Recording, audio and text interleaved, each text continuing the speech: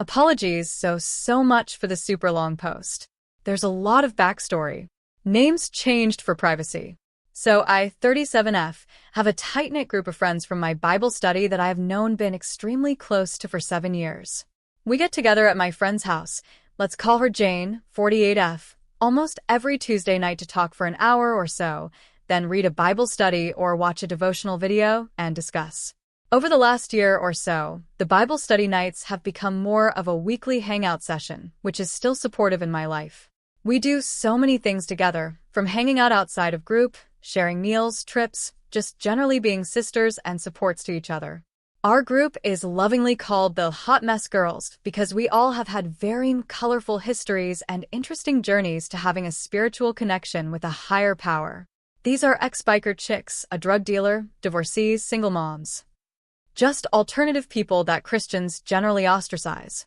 I'm the only non-mom in the group and was the only one single until I remarried in December of 2023. The theme for this group is all about love and acceptance, which honestly is the foundation of Christ's message in the Bible. Ever since the pandemic, things have been slowly changing. These open-minded women who love the outcasts and empathized with people have slowly become rabid MAGA supporters who sometimes will make borderline racist/transphobic/homophobic comments that are usually born out of simple innocent ignorance.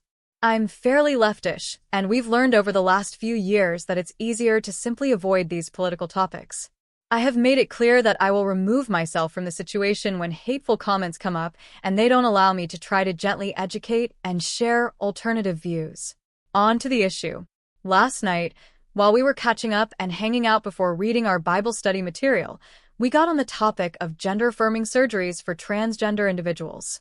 One of my friends, let's call her Dorothy, 37F, has a transgender BIL, a fab, who is getting top surgery very soon. Dorothy is being super supportive of her BIL and is fairly good about not dead-naming or misgendering him in conversations. Jane, who is Dorothy's best friend, they do everything together, is not understanding at all when it comes to the LGBTQIA+ community, and will make some fairly ignorant conversations that repeat over time, even after she is offered information that might educate her better on the topic. In the conversation that we had last night, Jane said she doesn't understand why a trans individual who is not heterosexual would even need to transition. To clarify, she doesn't know why someone assigned female at birth and who now identifies as male would want to be romantically involved with a cisgendered, homosexual man. I tried to tell them both that gender and sexuality are two very different things. I don't claim to know or understand everything about the LGBTQIA+ community, but as a cisgendered, pansexual woman, I tried explaining a little. At this point, Jane said that anything other than cis-straight or strictly cis-gay relationships are just a kink. Dorothy agreed, and the two of them said that's just because they're old school and just don't understand. I came straight out and asked Jane if she's really saying that my sexual identity is just a kink, and she point-blank said yes. Bi and pan erasure is a huge issue that people don't take seriously, and it's really invalidating for me since I already feel like a phony for being in a cis-het passing relationship. I had my husband fake an emergency call to me and left in the next 5 minutes.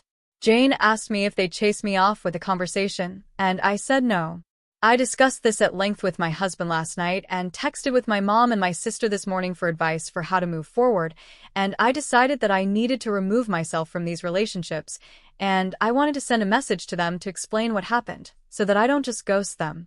My message to them was, I know that I hold different political beliefs than most of the group, and I can respect that, so long as we don't discuss it extensively, but when it comes down to insulting or erasing my own identity, that's hurtful. I tried to explain it so you might understand better, but I wasn't given that opportunity. I love this group so much, and the last 7 years of being family and supporting each other have meant the world to me. I sincerely will miss you all so much, but I have to protect my peace as well as my mental health, and this isn't something I can handle anymore. Dorothy's responses were, I'm not sure what you're even talking about. No one is asking you to erase your identity. We were just explaining where our heads are at with the whole thing. I think you are blowing this way out of proportion. Do what you gotta do. I'm freaking out about my parents being in Florida right now, so I can't handle much more at this point. Jane responded with, Sorry my phone was on Do Not Disturb somehow. OP, no one at trying to erase anything or discount your feelings, thoughts, and preferences. That is how I understand that stuff. No one at the table yesterday is intolerant of any of those things. Did I overreact?